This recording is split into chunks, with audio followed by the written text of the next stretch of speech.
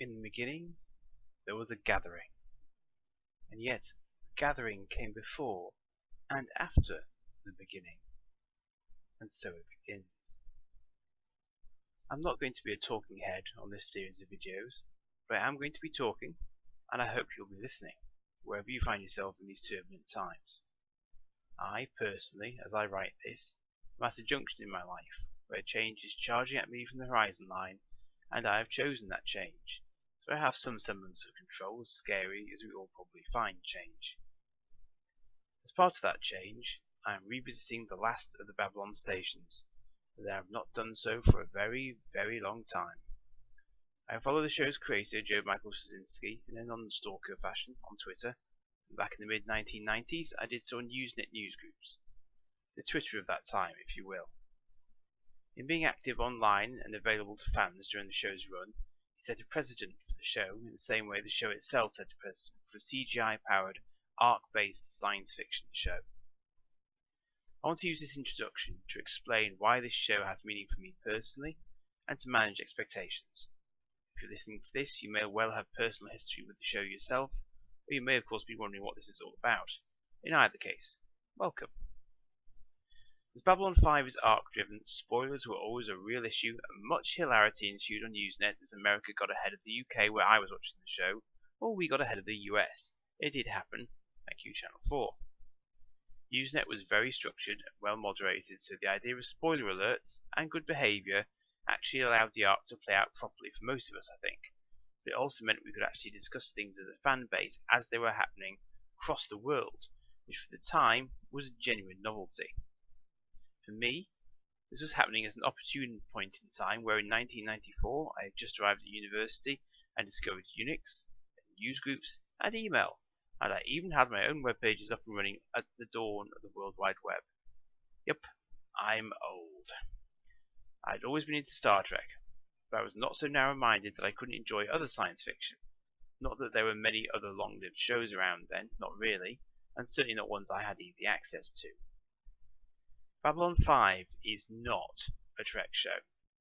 It does not share its unbridled optimism for the future of humanity, nor does it paint a picture of a perfectly balanced, evolved society.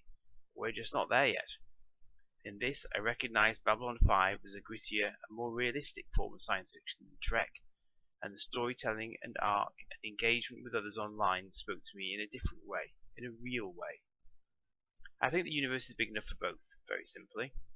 It was simply to Babylon 5's advantage that it came to the universe with no baggage, no expectations, and so could carve its own reality, whilst even then Trek had long since established its rules. Come 1995, and Babylon 5 had a UK newsgroup that I followed, and a convention was announced that seemed Trek by nature, but was in fact heavily tilted towards Babylon 5. Here I met Joe Michael Straczynski, the great maker himself, and known to fans as JMS, for the first time, as he bounced around the same hotel the convention was held in. Somehow, at the time of writing, my report on that convention, Wolf 359 of The Gathering, is still up on a Demon webpage, even though Demon is supposed to be dead. Demon was an ancient dial-up internet service provider in the UK back then. Go engage Wikimode, kids. I'll add a link on the off chance it stays around for a while yet, or I can resurrect the page if you're interested. That convention was a real eye-opener for me, the same way as visiting a comic store for the first time in London on a school trip had been a few years earlier. Here I met a ton of like-minded individuals who were just as bonkers as I was, many of whom I had only known as pieces of text on a screen to this point. We were well before Zoom or Skype in 1995. So this was a sort of coming-of-age thing for me, like going to a football match for the first time. This, I think, is one of the great gifts of the internet, allowing the formation of communities that would not otherwise have so easily come together. I returned to another Wolf 359 convention in Blackpool in 1997, the Alliance, which was far bigger than the Gathering, with far more show guests which probably represented something approaching peak Babylon 5. I think I even asked someone a question about Starfields in the main auditorium. I was edging out of my main university days at that point, but having mastered the dark art of dial-up with the aforementioned Demon, I was able to keep up on Usenet and take part in smaller babblings in York and Newcastle as the show approached its conclusion, having won the battle to stay on air long enough to complete its arc almost as it intended to. My memory of that last episode and where I was is still quite clear, as the UK rather curiously aired the last few episodes in the last few days of 1998 and on to New Year's Day 1999. A beginning with an ending. Rather appropriate. There were TV films peppered throughout and even a spin-off series, but unfortunately they never got traction, and now, despite its huge potential, JMS's show lives in a curious limbo. The DVD box sets I will be watching on this journey say Warner Brothers, but their current website says JMS has a biographical book out called Becoming Superman, which is sat on my shelf awaiting a reading, but I've decided to hold off until I complete these videos, because I think it will speak to his own journey in creating the show, keeping it going, and why it now enjoys a special kind of purgatory when everything else is being reimagined so hard it hurts. I'll see if a cheeky Amazon Associates link to it will work in the description, and when I've read it, I'll add a bookend here, I think, so to speak. Alright, so what's my plan?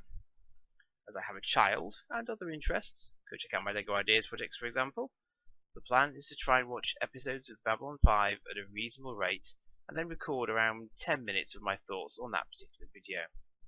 I'm going to try and do this as if I were watching them for the first time, but with my much more mature head on, as against where I was when I was watching them first time. I know I found some damn uncomfortable, so this will be an interesting exercise. On this basis, I'm going to try and avoid spoilers for future episodes, and try and assume only knowledge of the episodes to that point. This may require some double think on my part, but I guess the aim is to see what I would make of the series now, were I coming to it cold. I'm going to try and watch an episode, then record my thoughts fairly rapidly, having made a few notes as I've been watching it, and use a sort of slideshow approach to remind you of some of the scenes with a view to avoiding copyright shenanigans. What I hope to end up with is a solid playlist of videos to give you a reference point for the series in my own dulcet tones. Now, there was another aspect to this series which the modern audience might find puzzling. This was a show with a 5-year arc that actually took 5 years. Weekly episodes with pauses. No box set binging. Life was slower back then. Mobile phones were pretty much just phones. So we had an episode, we mulled, we debated, JMS fed us some clues while dodging story ideas in a Matrix style, and on this basis, and based on a rough calculation of how long it might take me to get through this, I'm going to pace these videos out. Maybe more than once a week when I've got a few under my belt, but time to give you a chance to watch, consider, listen to what I have to say, and add your own comments before the next one. So now, I think I'm ready to embark. It is too late for the pebbles to vote.